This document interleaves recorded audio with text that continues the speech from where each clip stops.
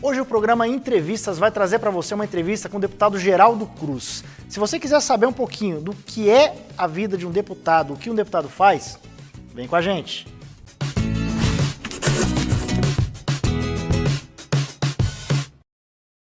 Estamos aqui mais uma vez com o programa Entrevistas. Hoje eu, Rogério Mota, entrevistando o deputado estadual Geraldo Cruz. E a gente vai falar um pouquinho do que é ser um deputado, né, deputado? Olá, Rogério. Primeiro agradecer aí a oportunidade de conversar com você sobre esse assunto do papel do parlamento de uma forma geral, né? Porque no meu caso vou falar da Assembleia Legislativa, mas vale também para as câmaras municipais, um pouco para o Congresso Nacional. Bom, antes da gente falar dessa questão de ser um deputado, eu quero falar um pouquinho da história do Geraldo, né? Que ele começou há muito tempo aí na carreira política. Ele foi vereador da cidade de Embu das Artes por 2 vezes, né, Geraldo? 3 vezes. 3 vezes. 3 vezes vereador.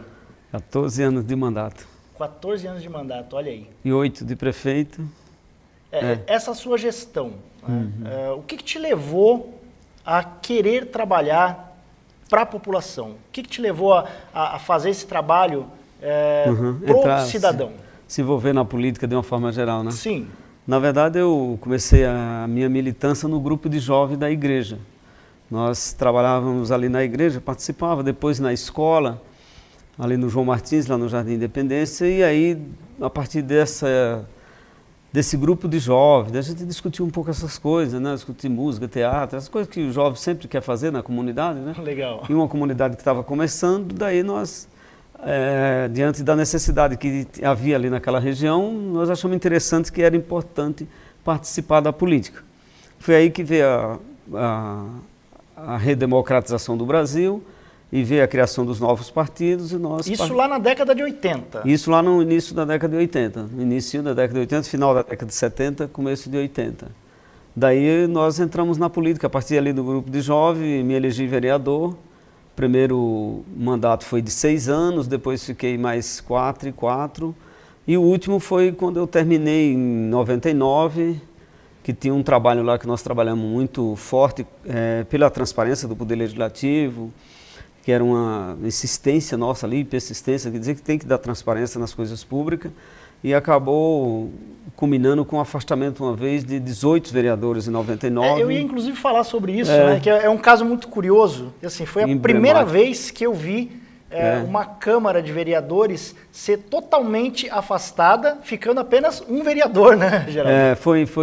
Quer dizer, não foi interessante por conta que o afastamento foi em função de mau uso do dinheiro público. Isso é ruim para a sociedade, né? Sim. Mas foi bom porque espalhou no Brasil inteiro e acabou uma farra que tinha de Congresso. E ela foi, de fato, na época, foi noticiada, noticiário internacional, nacional, todos os meios de comunicação noticiou bastante.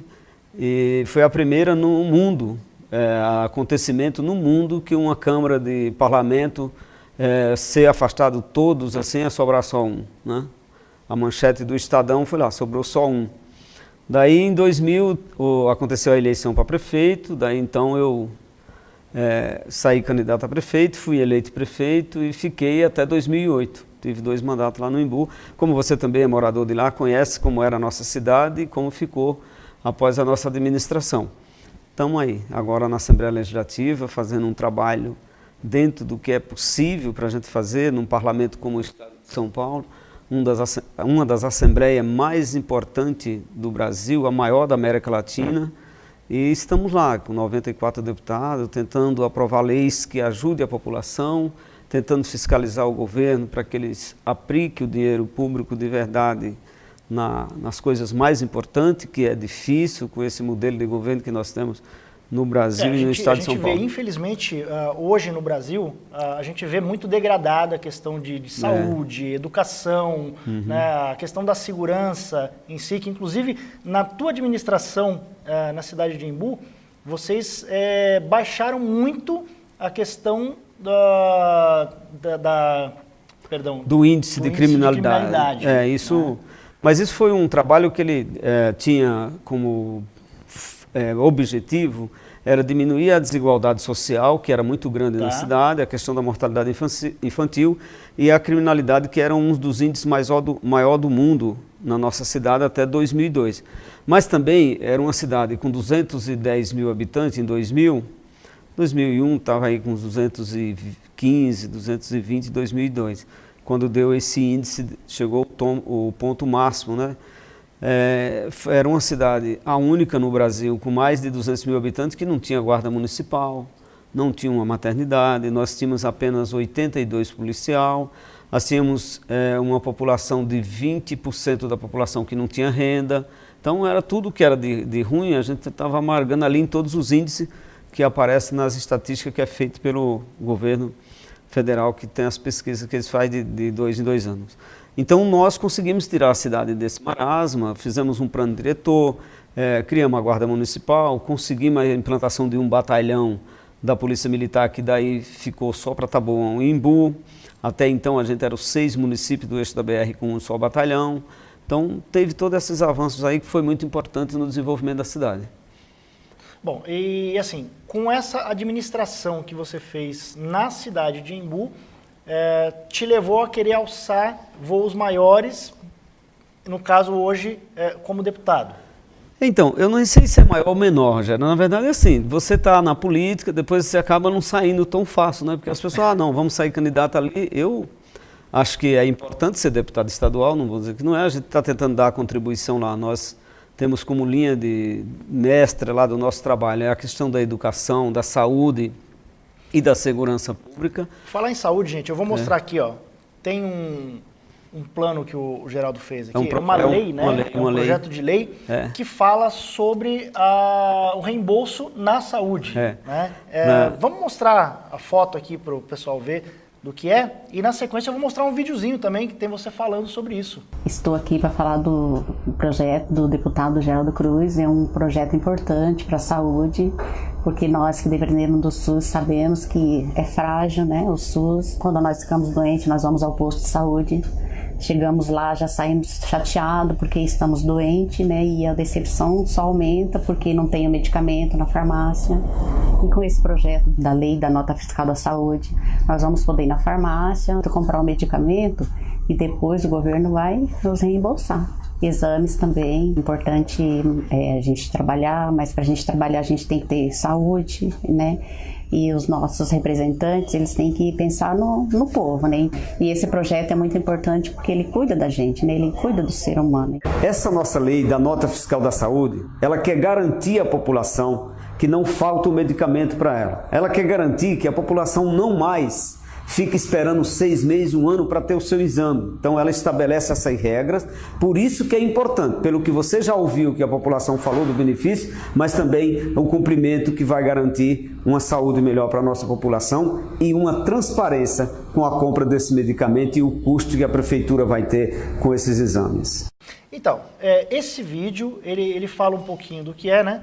Da ideia do projeto da lei, né? Isso, eu queria ouvir do deputado, o que foi essa lei, o que o senhor queria com essa lei? Não, o que eu queria e o que eu quero. A principal coisa é que não falte o medicamento para a população brasileira, mas no caso nosso, no estado de São Paulo. O que acontece hoje? Nós temos o melhor sistema de saúde do mundo, que é o SUS, é um sistema único de saúde, que é custeado pelos 3 entes federais. É o governo federal, o governo estadual e o governo municipal. É o Fundo da Saúde que dá conta de tudo. E o SUS tem uma relação de medicamento que ele fornece para toda a população. Então está lá no Sistema Único de Saúde, você vai no Ministério da Saúde, você abre, tem lá a relação de remédios que você tem acesso direto na unidade de saúde ou em alguns deles nas farmácias populares. O que acontece hoje? Acontece hoje que a maioria dos municípios, quase todos, faltam medicamento diariamente.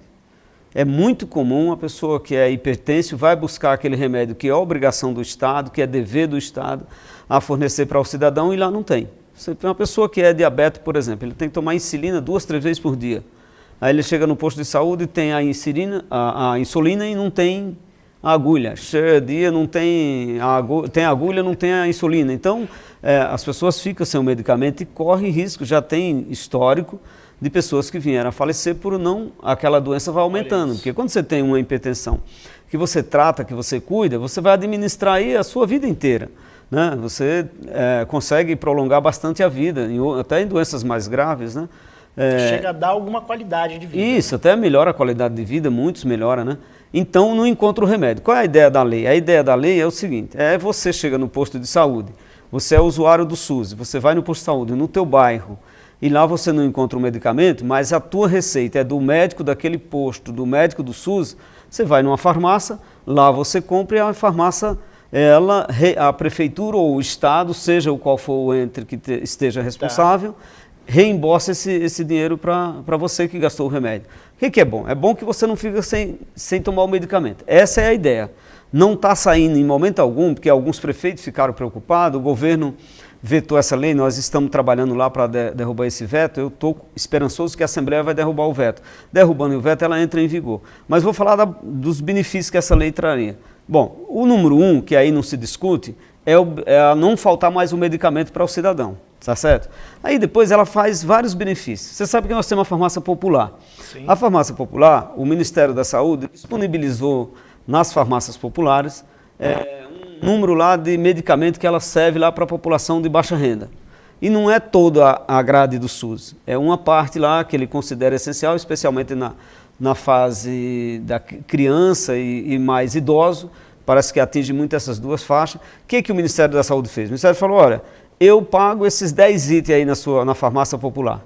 Mas ele disse que ele paga tanto, ele está dizendo lá o preço. Então o preço é publicado antes. Então o que acontece isso? Não vai ter mais distorções em compra de medicamento, como acontece na maioria das prefeituras. E no estado também. Muitas vezes vai não ver, então tem desvio aí no meio do caminho. Ou seja, de certa forma, ela serve até para combater diretamente a corrupção. A lei ajuda nisso. Eu fui depois olhando outros pontos positivos. Mais um segundo que eu acho que também é muito positivo. Eu vou pegar um município como o do Imbu, que você mora lá e eu também sou de lá. Não vou pegar Osasco, que é uma cidade maior, mas, por exemplo, Taboão da Serra, Imbu.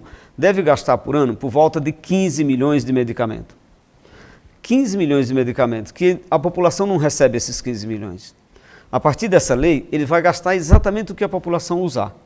Você vai ter a bondade que a população não vai ficar sem o seu medicamento, mas também você vai ter, com certeza, uma diminuição nas distorções que há, na corrupção. Vamos falar sincero aqui que a distorção não é quando você se engana, quando faz proposital é roubo mesmo. Então é corrupção. Então não vai ter mais. Por quê? Qual que é a ideia? Na minha lei está falando que o Estado publica lá a relação de quais os medicamentos que ele fornece. Então você vai chegar no posto de saúde, sabe qual que é, o médico está sabendo quais são, e você vai na farmácia, está lá dizendo também, só pago isso, seja qual for o remédio, já tem o preço pré-estabelecido, entendeu? Então é bom nessa questão da fiscalização. E aí o outro ponto é que o ICMS vai ficar na cidade. Aí a farmácia vai ter mais emprego. A farmácia vai vender mais, vai ter que contratar mais gente na cidade. Então seja, isso você vai gerar mais receita, vai gerar mais receita e emprego na cidade. Tem tudo de bom nesse projeto, nessa lei. Bom, isso é muito interessante. Geraldo, a gente vai fazer uma pausa para o comercial, mas a gente vai voltar daqui a pouquinho, vamos falar um pouco mais sobre isso. Tá. A gente vai explanar mais essa questão aí da nota fiscal da saúde, né? E vamos falar mais coisa, que tem muita coisa aqui que o Geraldo vai estar esclarecendo para a gente, tá? Então segura aí que a gente já volta.